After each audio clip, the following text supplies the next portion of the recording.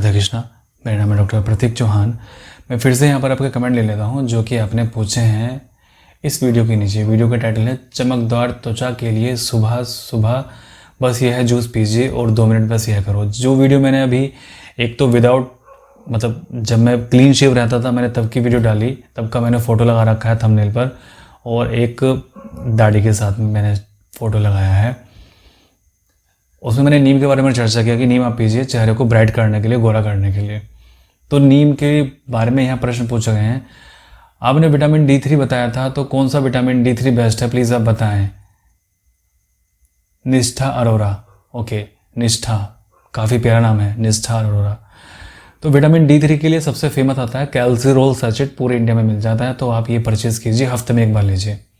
Sir please अच्छे supplement vitamin भी बताएं, बाज़ार में इतने सारा ब्रांड हैं समझ नहीं आता। देखिए जो भी ब्रांड जैसे फॉर एग्जांपल मैनकाइंड है, सिप्ला है, आप इन सभी ब्रांड्स के प्रोडक्ट यूज़ कर सकते हैं, काफ़ी अच्छे ब्रांड हैं, ठीक है।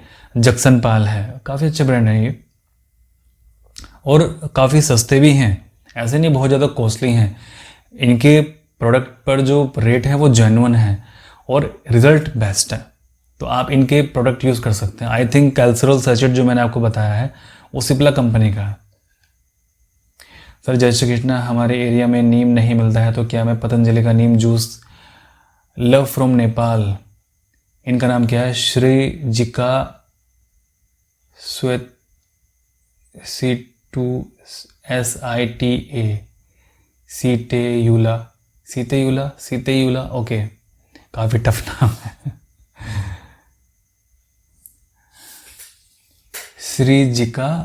श्रीजिका सीतेयुला, चलो जो भी नाम है इनका, अच्छा नाम है, काफ़ी यूनिक नेम है आपका।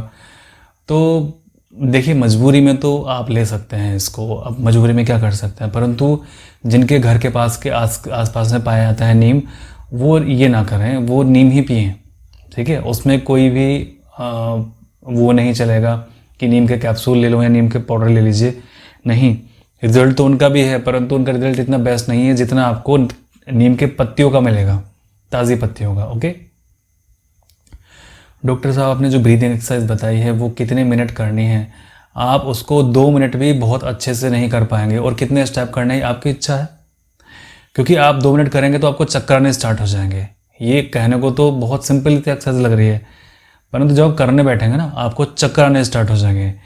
एक बार मैंने एक्सरसाइज की थी आधा घंटा, अपना एक्सपीरियंस बताता हूँ मैंने कहा था कि चलिए मैं लिमिट देखता हूँ कि मैं कितनी देर तक एक्सरसाइज कर सकता हूँ। मैंने आधा पौन घंटा लगातार एक्सरसाइज की और मेरे सर में भयंकर दर्द रहा सारा दिन, ठीक है। और दूसरी जब मैं एक्सरसाइज कर रहा था तो जो मेरे हाथों की जो अवस्था थी ना, वो अवस्था मेरी ये हो गई थी, ठीक है। मेरी उंगलियों की, मेरा हाथ मेरा बिल्कुल सीधा हो गया था, इस तरीके से बिल्कुल सीधा, इस तरीके से बिल्कुल सीधा, दोनों हाथ इस तरीके से, और मेरे हाथों की दोनों उंगलियों की पोजीशन ये थी जैसे हम ध्यान में रखते हैं, और ये बिल्कुल सीधी हो गई थी कि मुड़ भी नहीं रही थी। मतलब इसको हम बोलते हैं डायनेमिक मेडिटेशन, जिसमें हाइपर वेंटिलेशन के थ्रू हम पेशेंट को मेडिटेशन कराते हैं। तो आपने देखा होगा ना, ध्यान में जब हम बैठते हैं तो इस तरह से बैठते हैं, इस तरह की मुद्रा में। तो ये जो मुद्रा है हमें ध्यान की गहराई में उतरने में मदद करती है, परंतु एक चीज़ हो रहा है कि अगर आप सडनली ध्यान की गहराई में उतर जाएं तब ऑटोमेटिकली शरीर के अंदर आपकी मुद्रा बन जाती है। यानी कि जो हमारे ऋषि मुनि थे, आपने देखा होगा इतने ध्यान की अवस्था में बैठते थे, हज़ारों साल वो जीते थे। पहले के जो युग थे उसमें जो आदमी की उम्र 10,000 साल थी, फिर 5,000 साल, फिर अभी 1,000 साल, अभी 100 साल, ठीक है, अब तो और भी ज़्यादा घट गई।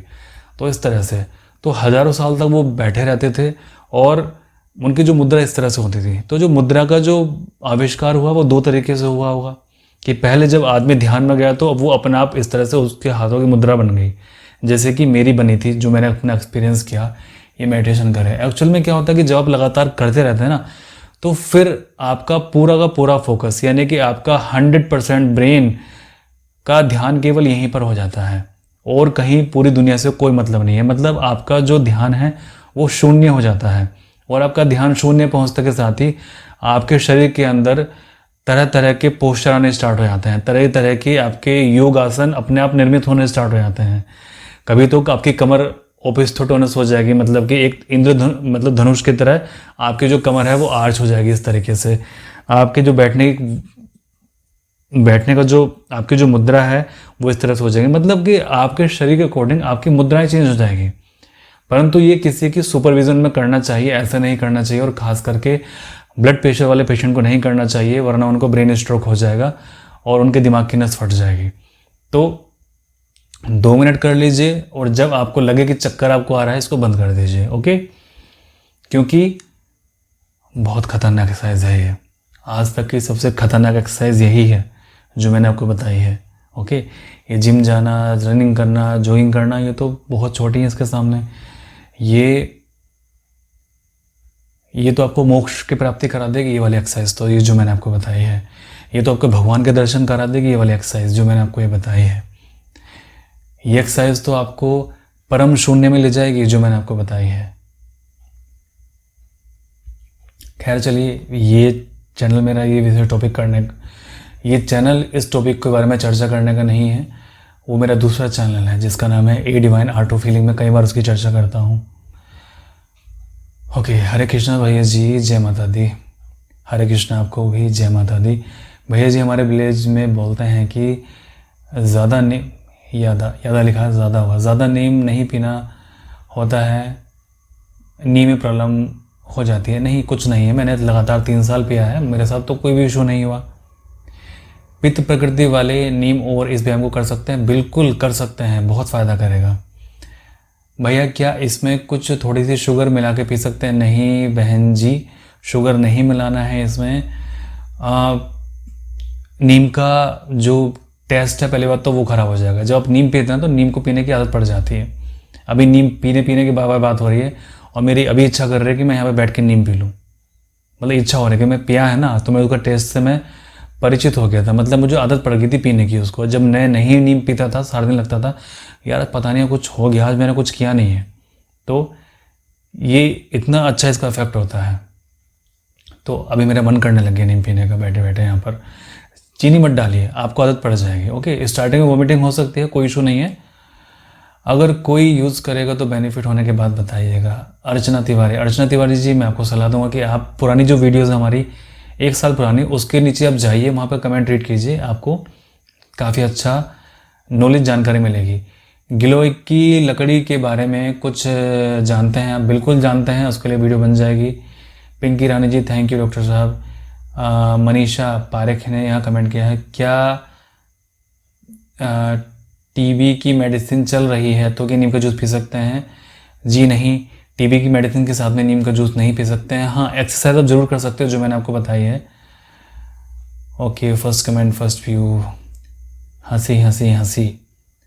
डॉक्टर साहब विनोद कुमार, नीम का जूस पीने की जगह अगर हम नीम की पत्ती का चूर्ण बनाकर खाएं तो फ़ायदा होगा? 6 लाइक कर रखे हैं, चलिए 6 लाख लोगों ने यहाँ पे कर रखे हैं, मतलब कई सारे लोगों का क्वेश्चन ये है। जी नहीं, बिल्कुल नहीं, नीम का चूर्ण मत बनाइए, उसके इफ़ेक्ट ख़त्म हो जाएंगे। नीम का जूस ही पीना है। मैं बार बार नीम का जूस पीने के लिए क्यों कहता हूँ? क्योंकि मैंने नीम का चूर्ण भी खा के देखा है, मैंने नीम का सिरप भी पी के देखा है, परंतु जो इफ़ेक्ट नीम का जूस में है ना, वो कहीं नहीं है। मतलब कहना चाहिए, अगर मैं उसको बिल्कुल देसी भाषा में इस्तेमाल करूँ, कि जो मज़ा नीम में है वो कहीं नहीं है। नीम का जूस पीने में ताज़ा बना के, वो कहीं नहीं है। Thank you sir, very nice information. Thank you doctor साहब। क्या 13 ईयर के बच्चों को नीम पी सकते हैं? नहीं, 18 साल के। अच्छा, किसी ने रिप्लाई भी यहाँ पर किया है। नहीं, मैंने मना किया था, सर ने, मैंने अपने बेटे के बारे में पूछा था 18 साल के बाद। जी हाँ, बिल्कुल 18 साल के बाद में बच्चों को आप नीम पिला सकते हैं। सर की एक्सरसाइज नीम पीने की बात करनी है, मैं पिछली वीडियो में बता चुका हूँ कि एक्सरसाइज करने से पहले आप पहले एक्सरसाइज कीजिए, फिर आप नीम पीजिए। सर थायराइड वाले नीम का जूस पी सकते हैं? बिल्कुल पी सकते हैं, और आपको डाइट फॉलो करनी चाहिए। हमारी डाइट नंबर 1, दुनिया की सबसे शक्तिशाली diet plan 1, detox diet plan और दिनचर्या, वो आपको फॉलो करना चाहिए। उससे थायराइड आपका 3 से 6 महीने के अंदर क्योर हो जाएगा। क्योर मतलब कि परमानेंट ठीक हो जाएगा। डॉक्टर ने आपको ये बोला होगा ना कि सारी उम्र दवाई खानी पड़ेगी, ऐसा कुछ नहीं है। थायराइड तो 3 से 6 महीने के अंदर ठीक हो जाता है। साथ में कुछ होम्योपैथी दवाइयाँ चलेंगी, साथ में वो डाइट आप प्लान आप फॉलो कीजिए, परमानेंट ख़त्म हो जाएगा। रिपोर्ट हर 3 महीने बाद हम करवाते रहते हैं। और इसका इलाज केवल मेरे पास ही नहीं, जितने भी होम्योपैथी के डॉक्टर हैं सभी के पास है। चाहे आप कहीं भी जाइए, कहीं भी इलाज कराइए, या फिर हमसे भी ले सकते हैं ऑनलाइन, जैसे आपकी इच्छा करे। गर्मियों में हम नीम का कडापी, क्या लिखा हुआ, KADAPI, काढ़ा, पता नहीं, शायद उन्होंने लिखा हुआ नीम का काढ़ा पी सकते हैं। नीम का जूस बना के पीजिए। आपको मेरा कमेंट समझ में नहीं आया आपका।